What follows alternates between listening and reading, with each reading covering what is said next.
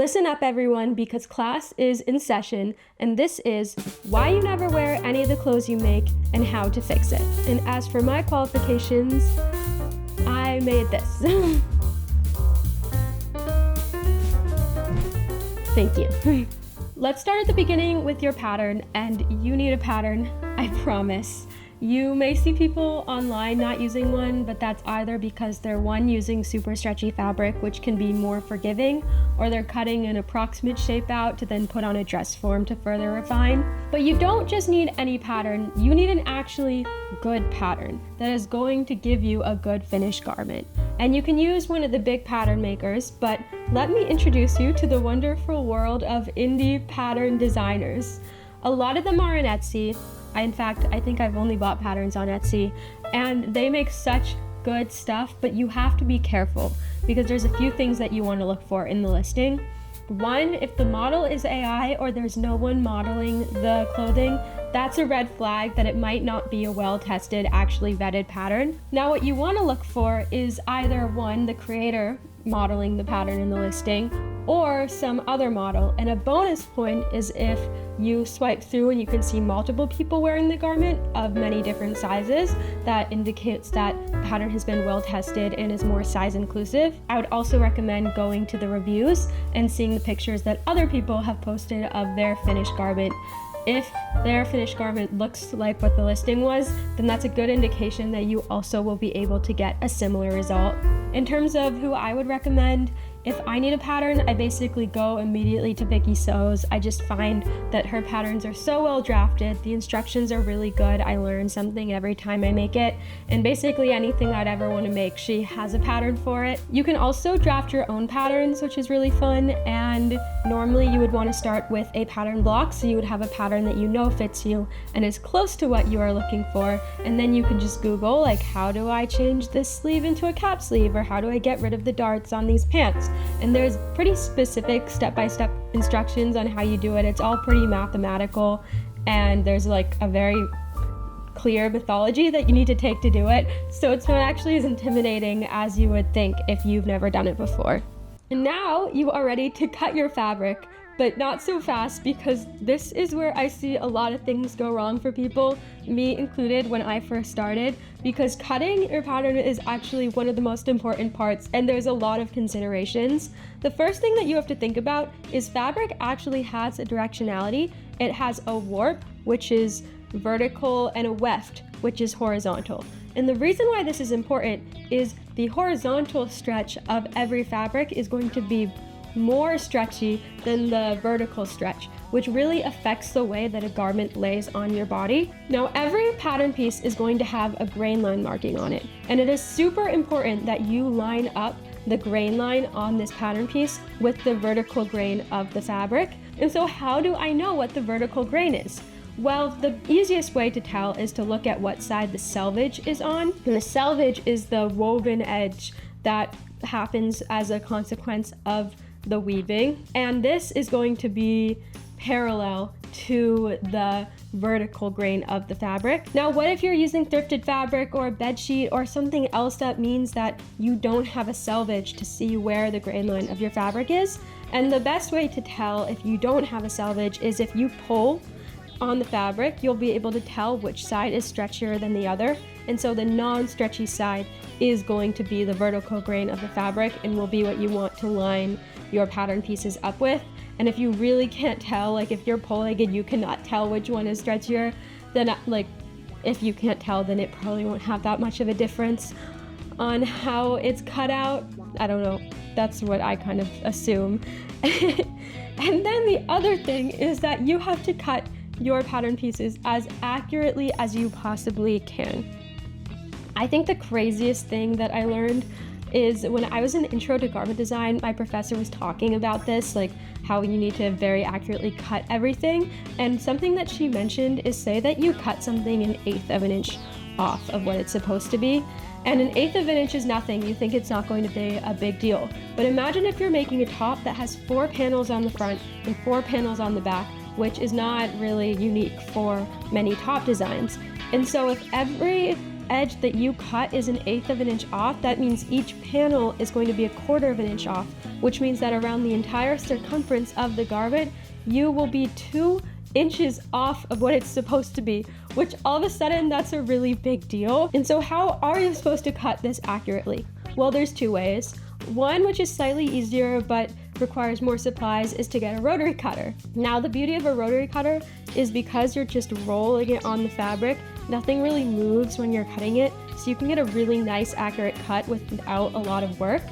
Or if you don't have a rotary cutter or you don't have space like me, you can use scissors. You need to weigh the pattern down, really weigh it down. Don't pin it, because pinning will shift the fabric and warp it, and that will introduce inaccuracies. And then when you cut, you can't lift the fabric off the table. You have to keep it on and cut with your scissors on the table, trying to keep everything lined up as best as possible. And now we get to finally start sewing. And the first thing, and I can't stress this enough, read the pattern instructions, which feels like it should be self-explanatory, but I didn't when I was a beginner, so I'm sure there's some of you out there who is skimming things over, but you actually can learn so much, and there's a very specific way why the pattern designer is telling you to do it in this way. But other than that, now here's the thing no one tells you: sewing is not actually hard, it's just really tedious. Ideally, before you start sewing with your fashion fabric, you will start by making a toile out of a cheaper fabric that you don't care very much about, and you're gonna do this to check fit, although I know depending on the garment, this can be a lot of extra fabric. So at the very least, you should baste together your fashion fabric to kind of check the fit of the garment. Now what basting is making big temporary stitches to temporarily put something together for whatever reason, and you can either, 1, do this by hand, or 2, with the longest stitch length on your sewing machine. And that means that you can put the garment together, and then you can look in the mirror and be like, the shoulder's too big, or the sleeves are too long, or whatever other fit issues can come up, and then you can address them and fix them before you've done anything too permanent. And you may be looking at me right now like I'm a beginner. I don't know how to fix fit issues in a pattern. And as long as you can identify what they are, someone somewhere on the internet has written a blog post telling you exactly what you need to change in the pattern to make it fit the way you want. And just as with making your own patterns, oftentimes these fixes are not difficult to make. They're just very much, this is the step you have to take. And it's so worth it, because if you think about it, making this toile takes maybe a few hours, but if you're gonna spend 30, 40 hours making a garment, you want it to fit you, you want it to be made nicely. And so every time I haven't made a toile and then it's come out wrong, I've regretted my choice later. So you might as well just do everything now before you're in too far. Now the next thing is, a pattern has a lot of markings on it, and these markings are actually pretty important, and what I want to talk about right now is the notches. And so what notches do is they help you line up the fabric so the seams are lined up in the way they should be. And the reason why this is important is because some seams in a garment are going to have a certain amount of ease, which basically means that this thing and this thing go together, but this is longer than this, so there's more fabric here. And the reason why you need to do that is because fabric and patterns are 2D things that eventually need to create a 3D garment to fit around a person that moves and does things. And the best example of this is a sleeve. The sleeve cap is going to have ease in it, so the sleeve cap is going to be longer than the shoulder seam that it fits into, and as a result, you need to be able to have these notches to line up to make sure that ease is distributed in the way it's supposed to be. And I know that every time, I so often forget to mark the notches, or I'm being lazy, and every single time I do that, I'm just kicking myself when I'm trying to line everything up, and I'm like, why did I do this? And so take the time to transfer those markings. You can either use an erasable pen, or you can just do a little snip into the seam allowance. It'll make everything so much more accurate later on. It's worth it, I promise. And then also, this also seems like it should go without saying, but make sure you're using the right supplies. When I first started sewing, I thought that a universal needle and universal thread were actually universal and can be used for everything, but that is not true. For example, I sew a lot of jeans and a lot of denim, and I really need a denim needle to sew through it, and I really need top stitching thread to make my jeans look more professional, because if you look at a pair of jeans you get from the store, they're using thick thread that you can see, and there's a reason for that. And so when you want to make your own, you need to buy that thread and buy the right type of needles. And so pay attention to what the pattern is telling you and what supplies, and just make sure that you are using what you're supposed to. Also, a sewing machine manual will tell you many of these things. I don't think people realize, but manuals for machines that are used for creative purposes not only tell you how to use the machine, but also tell you just tips for what you're doing in general. So for example, my sewing machine manual not only tells me how to thread this sewing machine, but it also tells me what stitch length I should use with which fabric and which thread combination, and how do I sew on stretch fabrics, and all these other things, just like my camera manual tells me how to expose things properly. And so I would recommend reading through your manual and refer back to it, because it's going to be way easier to find your answer with the little booklet than having to search through the internet and everything out there, because everyone has a different opinion. Also, if a pattern calls for interfacing, use the right interfacing. I used to not do this. I wouldn't use the interfacing, and if you don't on certain things, it just will drape weird. It won't look right. So just make sure that all those supplies, you're using the right things. It makes a bigger difference than you would think. And finally, when you are sewing, you should be using your iron more than your actual sewing machine. This is the number one thing that will make your garment look more professional, is if you're pressing your seams correctly. And what I mean by this is it's not just taking one pass. It is pressing it flat, then pressing it open, then pressing it in whichever direction it needs to go for its final resting place.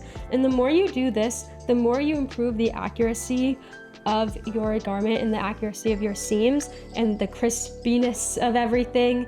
And that will really help make sure things are going to line up later. Because if you're not pressing things correctly, there is going to be a certain amount of fabric that gets pushed into the seams that aren't actually part of the seams. And like we talked about with cutting out the pattern, even an 1/8 of an inch discrepancy in one piece can have an effect later on the fit of the entire garment. And so I know when I'm sewing, I kind of just get into a flow state. I used to hate ironing, but now I really like it. After like going to school and taking all these classes in garment design, I just got really used to it. And so eventually you just get into the habit of really just pressing everything, and it's worth it. It all comes back to the idea that if I'm gonna spend 30 hours making something, it better be good. And if it takes 1 extra hour on a step to make it good, that's just worth it in the grand scheme of things. Don't cut corners. That's the theme of this whole video, I guess. And now for some extra bonus tips. One, if you're sewing something and you're finding it hard to line up, for example, I struggle a lot with waistbands and collars, which a lot of people do, just hand sew it first to get it together and then put it through the machine. I will normally use either a blind hem stitch or a mattress stitch so I don't have to take it out later. It's a big help. You're able to be so much more accurate hand sewing, and every time I do it, I don't regret it. And finally, make sure that you're using the right fabric for the garment you want to make. And the best way to start learning about different fabric types is to go onto your favorite brand's websites and seeing what type of fabric they're using for their pants or their coats or that flowy t-shirt that you want to recreate. Like, what are they listing in the materials section? And then you can just go buy that fabric and start experimenting with it. And then over time, you're going to build up this repository of information on, like, for this type of pants, I want this weight of a cotton twill, but for this dress, I can use a bed sheet. And you'll just be able to, as you experiment with more fabrics, start making more informed and accurate choices on what fabric you need to get the look that you want. Anyway, that's all I have for you guys today. If you liked this video and you made it to the end, you should like, comment, subscribe. I hope it was helpful, and I'm going to get back to my own sewing project now, which I am very, very excited about. So stay tuned for that video. Anyway, have a great day, wonderful week. Bye!